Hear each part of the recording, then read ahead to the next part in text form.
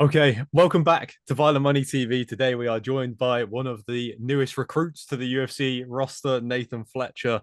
Mate, we've been planning to do this for ages now because there is a lot to get into, so I won't take up too much time. But before we get into how this all came together, I don't want to bury the lead too much in the fact that you are in the UFC, you won your debut fight, you got to show your skills in there as well, which you didn't previously get to do on the Ultimate Fighter, like I said, as we'll get into. But how are you feeling right now? Because the performance, you were pretty happy with yourself straight after, so I'm sure that has only continued in the following days. Yeah, it's always weird after a fight. There's like a little lull a few days after where you kind of getting brought back down to earth after the high that you've been on from the weekend. And this one in particular is mad because obviously it was my UFC debut and I just fought in Las Vegas and everything that I've wanted to achieve in my career up to now has kind of through over the last few days. So it's been a bit of a mad adjustment, like getting used to it all and trying to live life now. Like as a UFC fighter, it's mad. It's kind of it's the first big milestone that I set out to achieve. Yeah, it's crazy to be honest, but dealing with it, just trying to crack on as normal, stay level headed, stay consistent with everything, and try and get back into my routines as quick as possible and plan for what's next. But yeah, I feel very good. I feel amazing to be honest, and I'm happy with the way everything went over the last couple of weeks, despite all the crazy setbacks and stuff. So yeah, right now I'm in a very good place.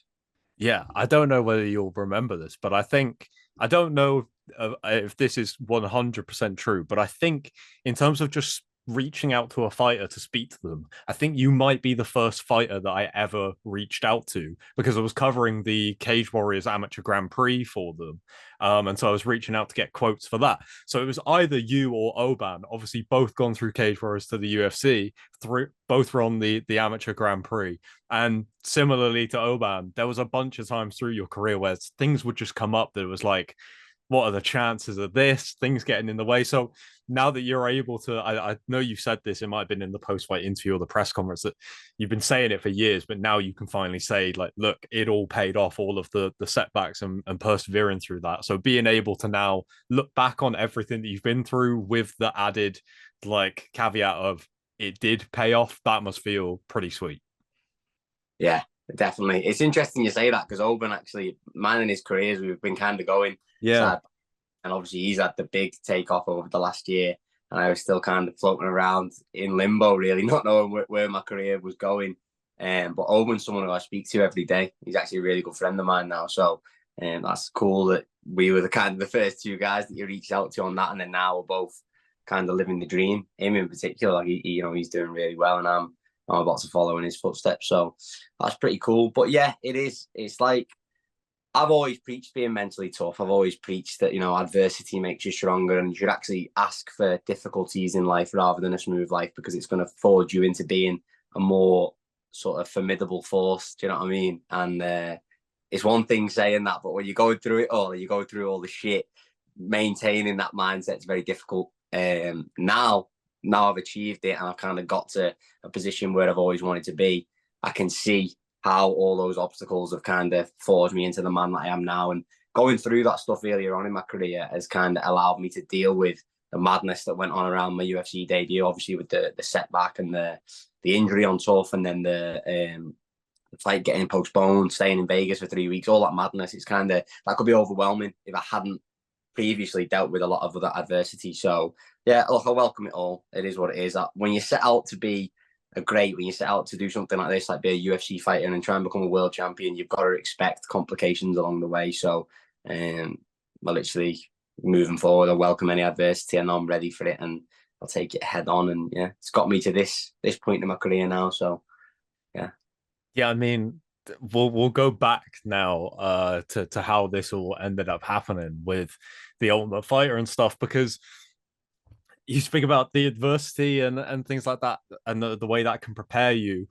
You had pulled out of a fight in Cage Warriors because of an injury, and then the next thing I hear, we're all expecting potentially you versus Reese McEwen for the bantamweight title in Cage Warriors. That doesn't end up happening, and then we hear about that you're going to be on the Ultimate Fighter, and it's again these things come out of the blue, these opportunities, and you have to be ready to take them when they arrive. And you definitely weren't in 100% condition to be like, all right, perfect, let's go. I'm ready for this shot. But of course, you can't turn an opportunity down like that. And going through that adversity up to that point, I'm sure helped you prepare for the mindset of being like, well, I've been through bad stuff and came out on top before, so I know that I'm ready for this opportunity, even if it could have come at a better time.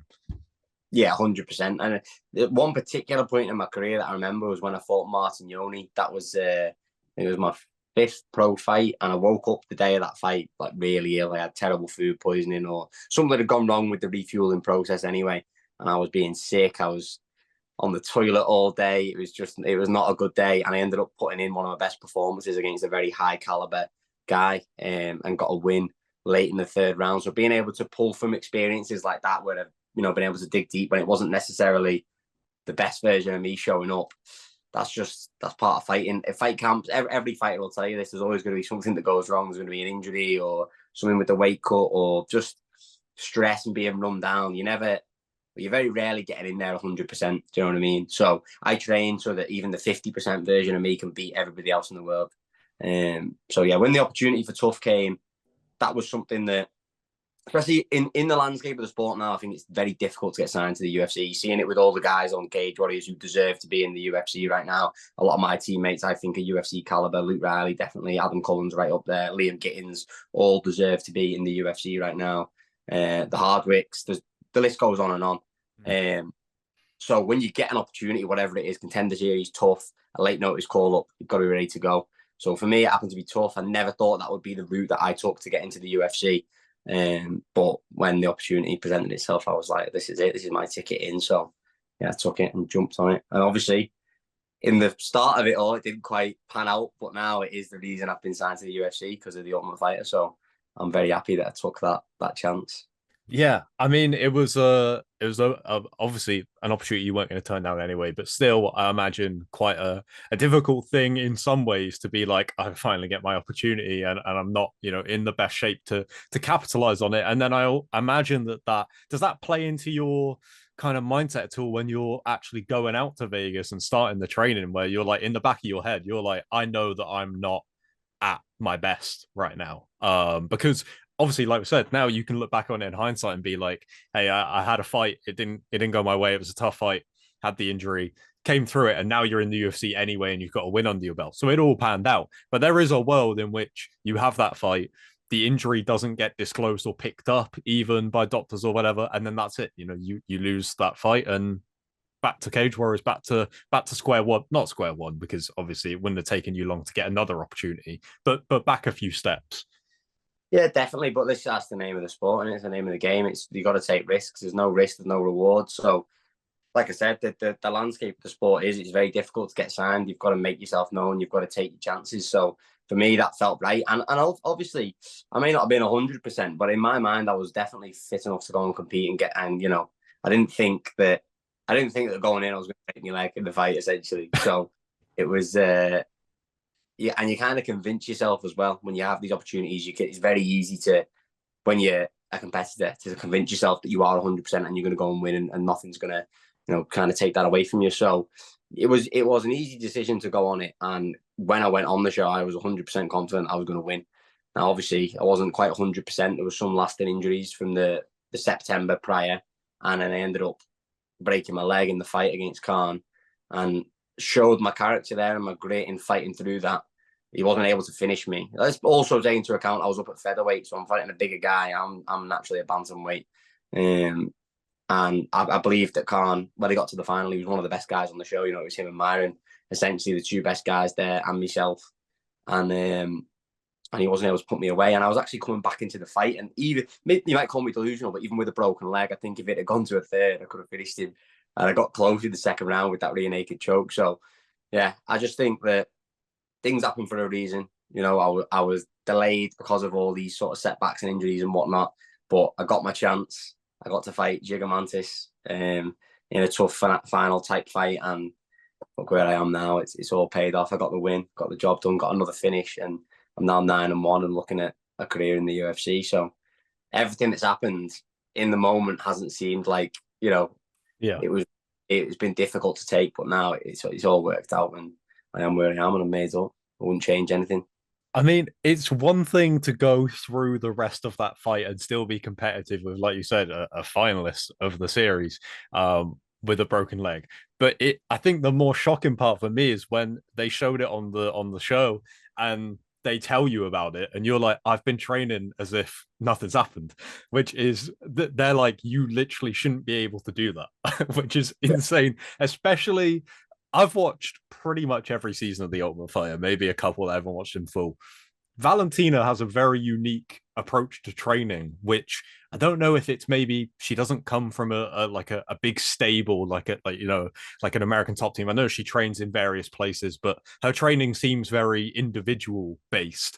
So to go through that process without being like, all right, I might need to take my foot off the gas a little bit. Is I mean, you said about how you like to pride yourself as someone that is pretty thick skinned and can battle through some adversity. That I think that proves it, mate, that you didn't even think about it. yeah. I mean, obviously, there was definitely the training sessions after the fight. I knew something wasn't right. I didn't think it broke my leg, so there was definitely parts where I was complaining and saying, "I'm not going to do this. I can't really do that. I'll just go on the back." But I was definitely working around it and doing what I could, throwing punches, throwing knees, throwing elbows in sessions for a few days until. It's funny actually in the house, all the lads basically. I'd be getting around the house fine, cool, chilling, whatever. Then we'd turn up at the gym and they'd have a running joke that I'd put on a limp when we got to the gym, avoid the training sessions. And obviously, that weren't the case. Do you know what I mean? I was kind of limping a little bit all the way around after the show, after the fight, sorry. But they were trying to, tease me or whatever.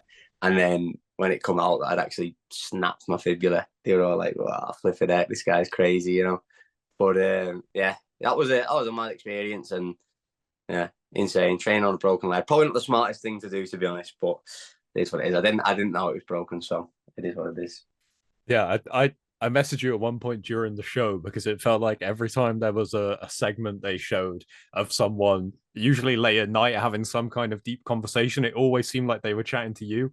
And I joked that they must have been surprised to meet someone who's from Liverpool who is quite chilled out and can just have a nice calm conversation, because I'm sure there are a ton of not only Americans but European fighters whose when they think of Liverpool, they think of Paddy and Molly, and they know that you train with them. They're probably expecting you to be this larger than life character, and they got completely the opposite. What was it like being around those guys and just the experience as a whole?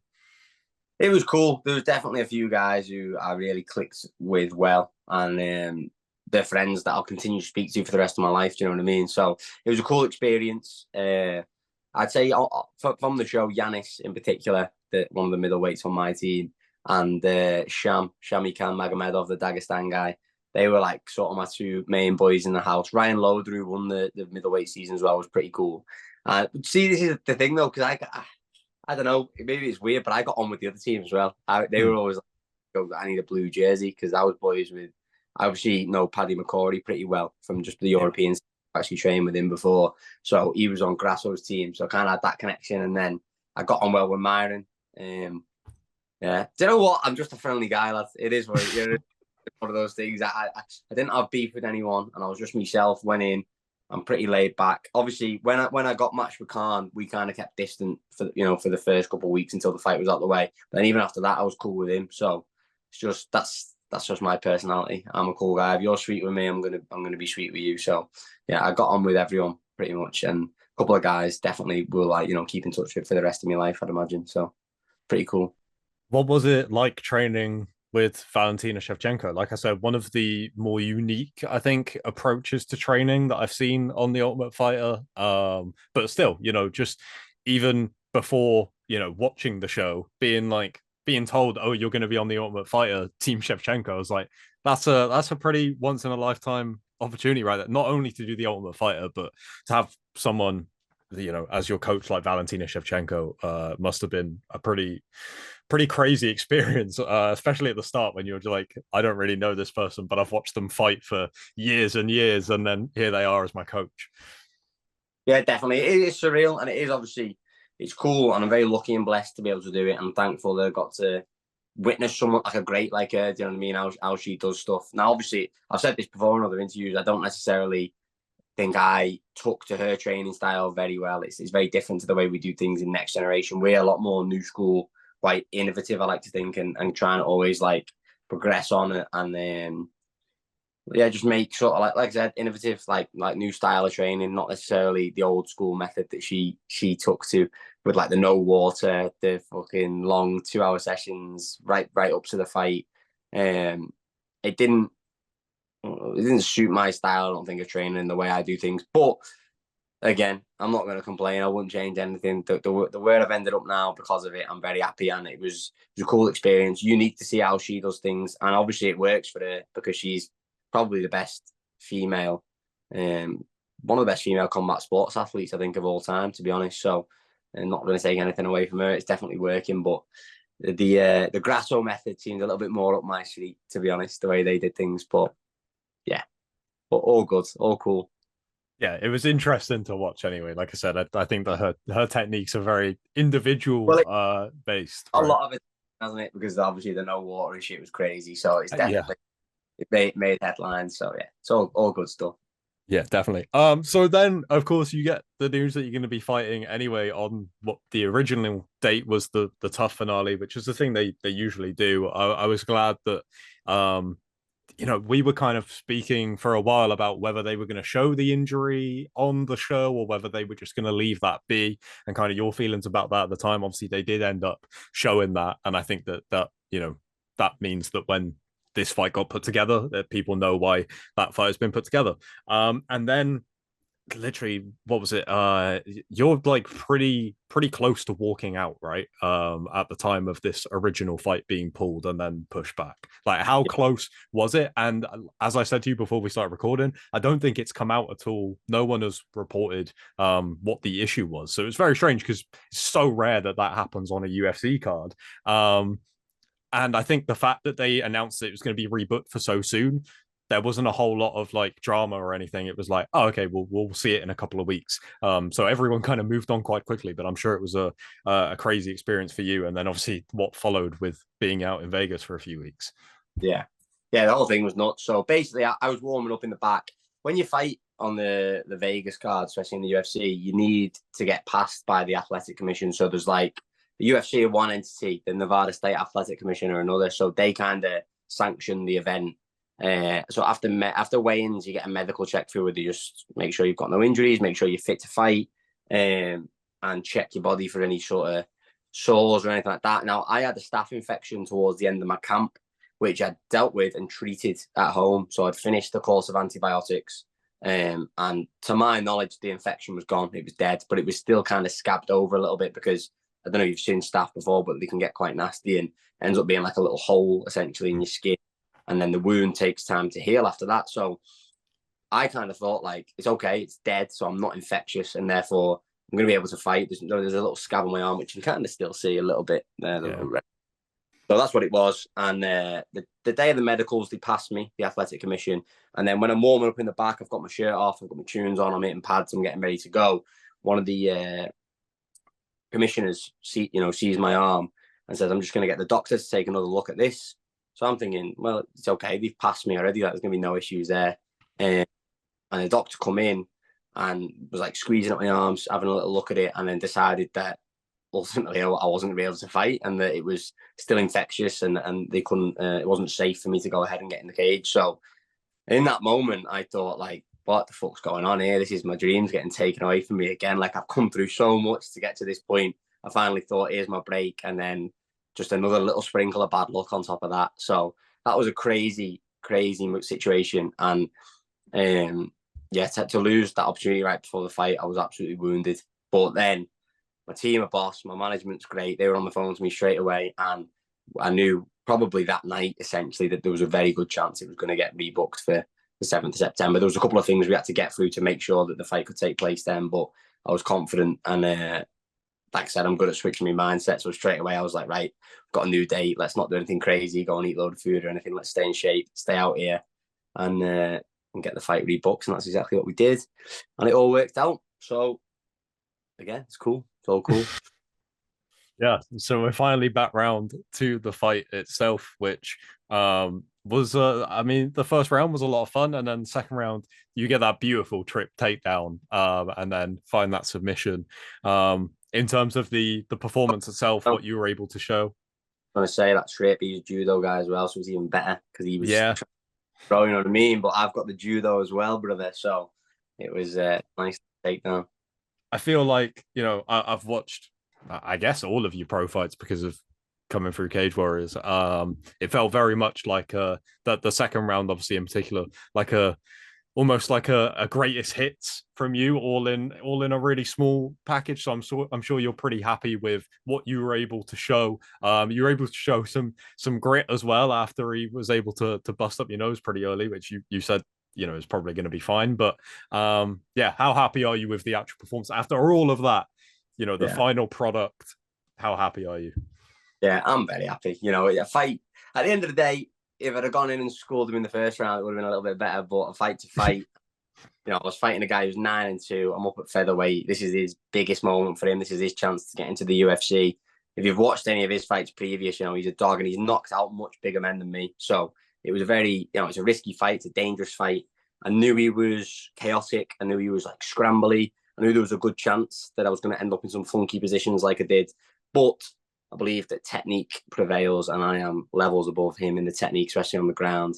So there was a couple of mad positions where he used a lot of energy and explosive athletic movements, but I just kind of rode them out, stayed calm, and then once I got my chance to put it on him, I think I did a pretty good job of landing some heavy ground and pound. And then I kind of think at the end of the first round, near enough, I had him broke, to be honest. I think he was fatigued from the scrambles and saw that I was just like still going and I had a lot left in the tank to give. So that kind of, I think, broke him a bit mentally. And then second round, when I got that big takedown, the slam, felt sort of like the strength leave his body, and then I landed an elbow, and it was it was pretty much all she wrote. After that, he attempted to give the back. That's an interesting thing with head and arm chokes now. I reckon I'm going to get quite a few more of them in my career because everybody's so scared to give me the back that they Mm. can't put in no man's land in between giving the back and staying mounted.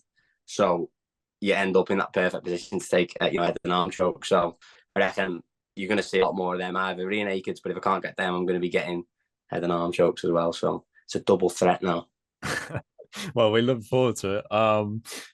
As always, representing next gen. I'm sure, like you said at the start, there's a couple more guys from your gym that are pretty close to getting a shot on the big stage. So we might be pretty close soon to having like an all main card of next gen fighters, which would be amazing. The gym just gets better every single year. Like I feel like the talent list just gets longer and longer.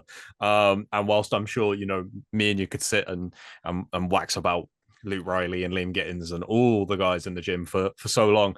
At the time of recording this, in a couple of hours, I'm going to be speaking to your teammate Jordan Molinari, who is going to be making his Cage Warriors debut soon.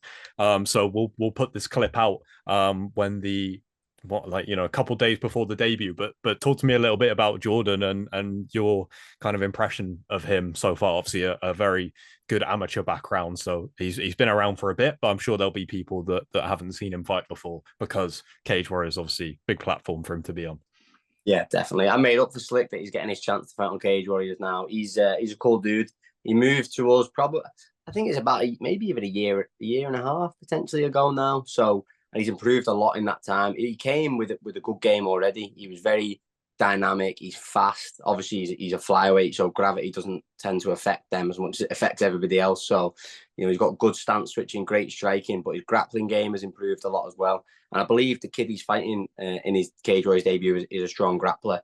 But I wouldn't be surprised if Slick was able to out position him, out wrestle him, and dominate on the ground as well. I think he's going to want to go in and stand with him and and have a nice stand up fight. But I personally could see him getting it done on the ground the way that his grappling's come on. So he's another one to watch out for. Do you know what I mean? Our gym's that big now that even the guys who don't get a mention a lot of the time because there's so much talent, right on pushing for the UFC and stuff. Our guys just starting out early pro level are phenomenal as well. So yeah, I'm hoping for a big performance from him, and he can establish himself in the Cage Warriors flyweight division, which is exciting, and start working up towards getting his crack at the titles and stuff. So yeah, made up for Slick, and I think he's going to get a big win and a finish in his debut. So looking forward to it.